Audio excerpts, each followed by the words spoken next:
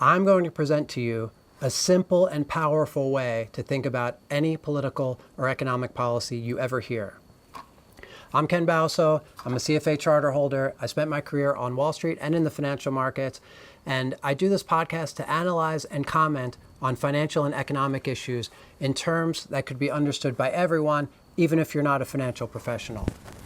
So I've read a zillion books on economics, finance, investing, and business. I studied business undergrad. I'm a CFA charter holder. So I passed those 3 exams, and I've read everything I could get my hands on for decades. Looking back at it all, there's one out of a few books that stand out. It's called Economics in One Lesson by Henry Hazlitt. It's a thin book. I'm going to save you the $9.95 right now and tell you that one lesson, which is this.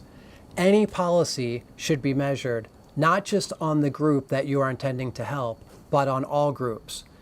And that we should consider not just the short term, but also the medium and the long term when gauging the success or failure of this policy. And within this framework of thinking, we must always be driven by considering the incentives involved. What are the incentives?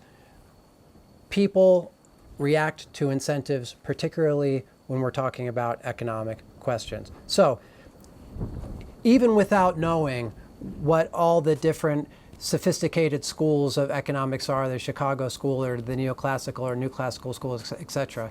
If you are rigorous in this framework, I think you can very effectively judge the merits of any particular policy.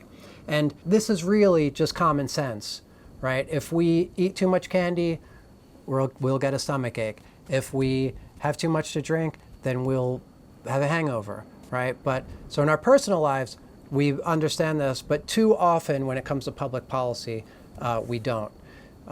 He highlights an interesting idea, which is that a good idea. The end goal of economics, of our economy, is maximum production, not maximum employment. Now, of course, if we're producing the most we can, then that will also include maximum employment for sure. But time and time again, we see certainly politicians, but even economists talk about maximum employment, and how we want to target maximum employment. As a thought experiment, consider this to illustrate this point. Why shouldn't we ban farm equipment, right? So farm tractors, other farm equipment, no longer legal. The only tools that people are allowed to use are spoons, right? So no more equipment, and people are only allowed to use spoons, and we will put in place a minimum wage of $30 an hour for agricultural workers, right? So we probably intuitively know that this is a bad policy. But why exactly?